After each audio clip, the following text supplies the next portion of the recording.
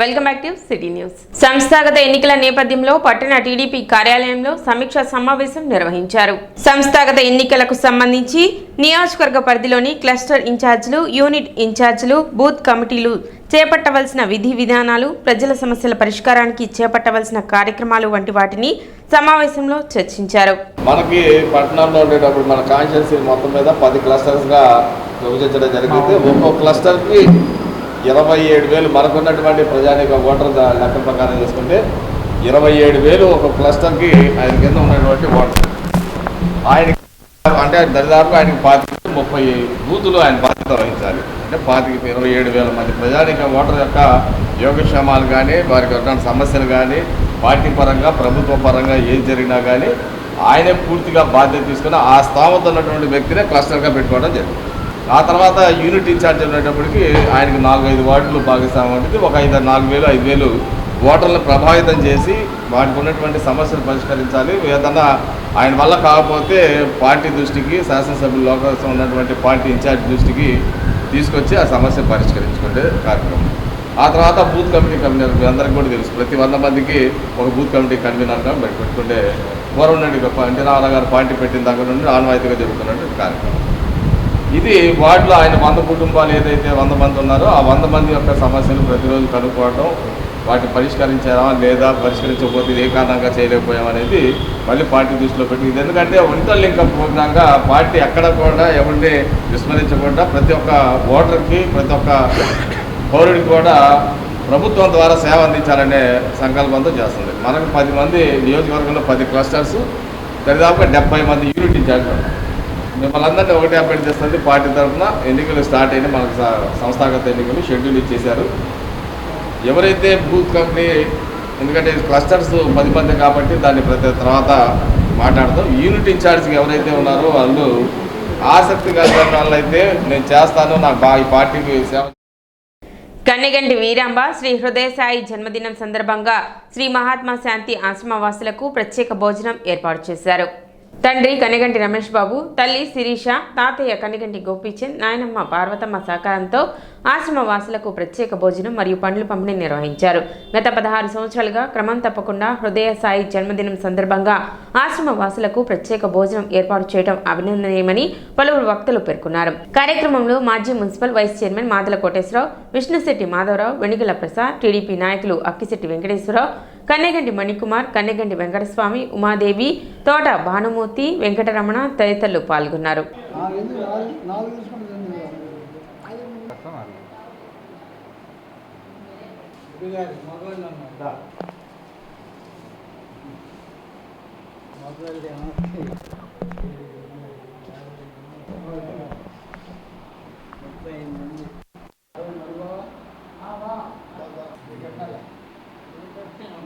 ఈ రోజున మహాత్మా గాంధీ సేవా ఆశ్రమంలో కరిగంటి గోపీచంద్ పార్వతమ్మల ముద్దుల మనవడు కరిగంటి రమేష్ బాబు, శిరీషల గారాలు పట్టి వాళ్ళ కుమారుడు వీరంబ శ్రీ హృదయ సాయి 16వ పుట్టినరోజు సందర్భంగా గాంధీ ఆశ్రమంలో ఈ రోజున ఇక్కడ ఉన్నటువంటి ఆశ్రయవాసులందరికీ కూడా భోజన సదుపాయం, అలాగే అల్పాహారం, స్వీట్లు, ఫ్రూట్లు పంపిణీ చేయడం జరుగుతుంది.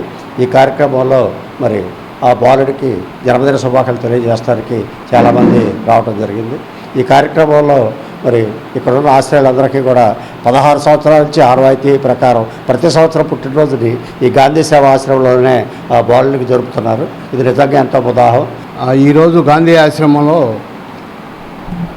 కనికంటి విదంబర ఉదయ సాయి గారి పుట్టినరోజు సందర్భంగా కనికంటి గోపీచంద్ గారు, వాళ్ళ కుటుంబ సభ్యులు, మణి గారు, మరి అందరూ గాంధీ ఆశ్రమంలో పళ్ళ పంపిణీ కార్యక్రమం, భోజనం కార్యక్రమం ఏర్పాటు చేస్తున్నారు. గాంధీ ఆశ్రమంలో ఇలాంటి కార్యక్రమాలు చేయడానికి వజ్రాల రామలింగాచార్య గారి ద్వారా మరి మంచి కార్యక్రమాలు జరుగుతున్నాయి. మరి ఈ కార్యక్రమాన్ని అందరూ జయప్రదం చేసి ఇంకా ఉన్న పేదలకు కూడా ఆర్థిక సాయం చేస్తూ ఆశ్రమాన్ని అభివృద్ధి చేయాలని కోరుకుంటూ ఈ కార్యక్రమాన్ని నడుపుతున్న కన్నెగంటి గోపీచంద్ గారి కుటుంబ సభ్యులకు హృదయపూర్వక ధన్యవాదాలు తెలియజేసుకుంటూ, అలాగే పుట్టినరోజు జరుపుకుంటున్న మరి మనవడు వారికి హృదయ సాయి గారికి హృదయపూర్వక ధన్యవాదాలు తెలియజేసుకుంటున్నా. విశాఖలోని కళాశాలలో టీచర్కి స్టూడెంట్కి మధ్య గొడవ జరిగింది. టీచర్ ఫోన్ తీసుకుందని ఆ ఫోన్ 12,000 అంటూ విద్యార్థిని టీచర్ని బూతులు తిడుతూ గొడవకు దిగింది. ఫోన్ ఇస్తావా, చెప్పుతో కొట్టమంటావా అంటూ చెప్పు తీసింది. టీచర్ ఇవ్వననేసరికి కోపంతో స్టూడెంట్ చెప్పుతో కొట్టింది. ఈ వీడియో ప్రస్తుతం సోషల్ మీడియాలో వైరల్ అవుతుంది.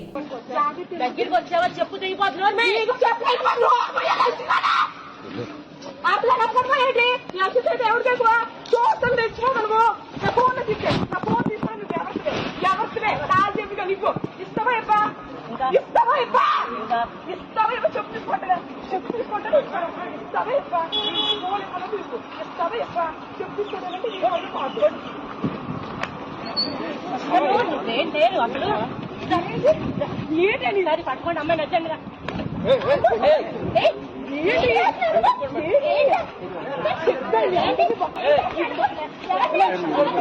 కామ్రేడ్ లెనిన్ 155వ జన్మదినోత్సవం సందర్భంగా సిపియు రాష్ట్ర కార్యదర్శి రామకృష్ణ, నగర కార్యదర్శి కోట మాల్యాద్రి ఆయన విగ్రహానికి పూలమాలలు వేసి నివాళులు అర్పించారు. ప్రపంచంలోనే మొదటిసారి సోవియట్ యూనియన్ లో కమ్యూనిస్టు పాలన తెచ్చిన మహనీయుడు లెనిన్ అని రామకృష్ణ కొనియాడారు. ప్రపంచవ్యాప్తంగా లెనిన్ నాయకత్వంలో కార్మిక వర్గాల్లో చైతన్యం వచ్చిందని గుర్తు చేశారు.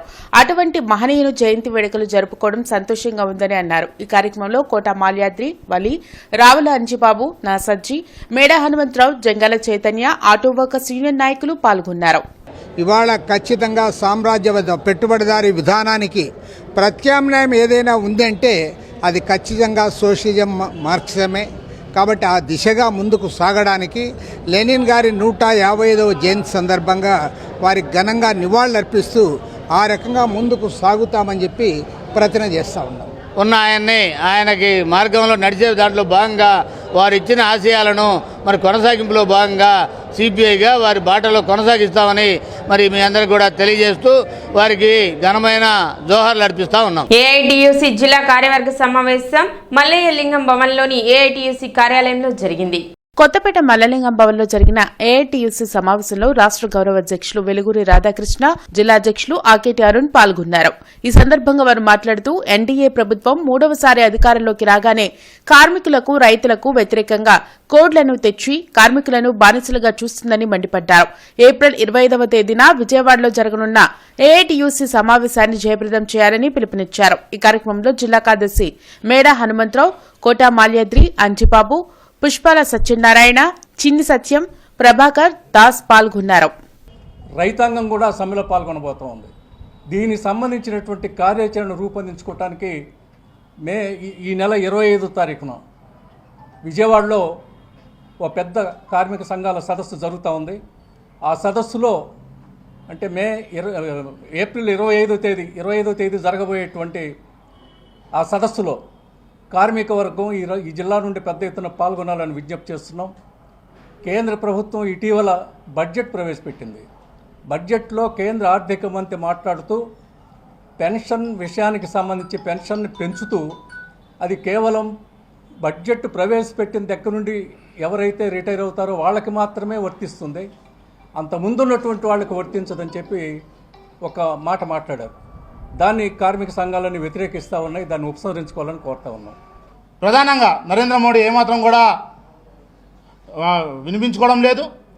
మేము ఒకటే చెప్తా ఉన్నాం, ఈ భారతదేశంలో ఉన్నటువంటి ప్రజలు మొత్తం కూడా, అదేవిధంగా కార్మికులు, రైతులు మొత్తం కూడా బానిసలుగా నువ్వు భావిస్తూ ఉన్నాం. ఇది ఒక సామ్రాజ్యంగా నువ్వు భావిస్తూ ఉన్నాం. నువ్వు ఒక నియంతగా భావిస్తూ ఉన్నాం. అది ఎల్లకాలం కూడా చెల్లదు. ఏఐటీసీగా ఒకటి తెలియజేస్తూ ఉన్నాం, నీకు మించినటువంటి నియంతలు ఈ భారతదేశంలో పెద్ద ఎత్తున నియంతృత్వాన్ని ప్రదర్శించినటువంటి సమయంలో కూడా కార్మిక వర్గ పోరాటాలు, ప్రజా పోరాటాలు, ఆ నియంతల్ని అణిచేసిన చరిత్ర ఎర్ర జెండాలకు ఏఐటీసీ ఉందని చెప్పేసి మరొకసారి తెలియజేస్తా ఉన్నాం. ఏప్రిల్ 26, 27, 28న కడపలో ఏఐఎస్ఎఫ్ ఆధ్వర్యంలో జరగబోయే విద్యా, వైజ్ఞానిక, రాజకీయ శిక్షణ తరగతుల పాంప్లెట్లను మల్లయ్యలింగం భవనంలో ఆవిష్కరించారు. కడపలో జరగబోయే శిక్షణ తరగతుల్లో పెద్ద ఎత్తున పాల్గొని జయప్రదం చేయాలని రాష్ట్ర ప్రధాన కార్యదర్శి బందెల నాసజ్జీ పిలుపునిచ్చారు. పాదయాత్రలో మంత్రి లోకేష్ ఇచ్చిన హామీలను తుంగలో తొక్కారని మండిపడ్డారు. కూటమి ప్రభుత్వం విద్యా వ్యవస్థను నిర్వీర్యం చేసిందని అన్నారు. ఈ కార్యక్రమంలో జిల్లా కార్యదర్శి యశ్వంత్, ఏఎస్ఎఫ్ నాయకులు పాల్గొన్నారు.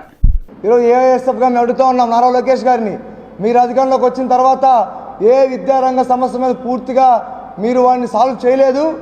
ఏదైతే రాష్ట్రంలో బీటెక్ కళాశాల ఉన్నారో వారిని పిలిపించుకొని కూర్చోబెట్టుకొని మీకు ఏ ప్రైవేట్ యూనివర్సిటీ పర్మిషన్ కావాలి, మీరు అక్షరాలను లక్షలకు అమ్ముకోండి, మీకు నేను పూర్తిగా బాధ్యతలు ఇస్తామని చెప్పని పిలుపునివ్వడం జరిగింది.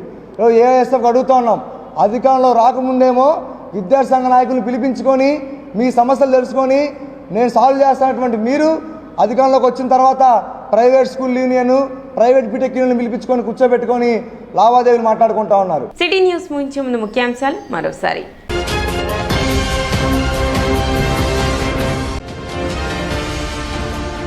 బుధవారం టీడీపీ కార్యాలయంలో జరిగే గ్రీవెన్స్ కార్యక్రమాన్ని ప్రజలు సద్వినియోగం చేసుకోవాలి. టీడీపీ నేతల పిలుపు.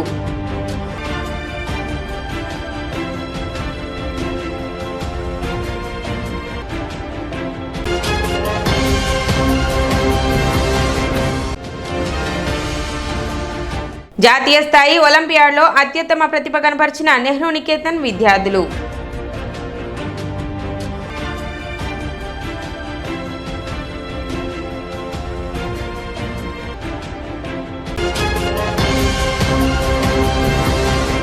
సిటీ న్యూస్ ఇంతటితో సమాప్తం. నమస్కారం.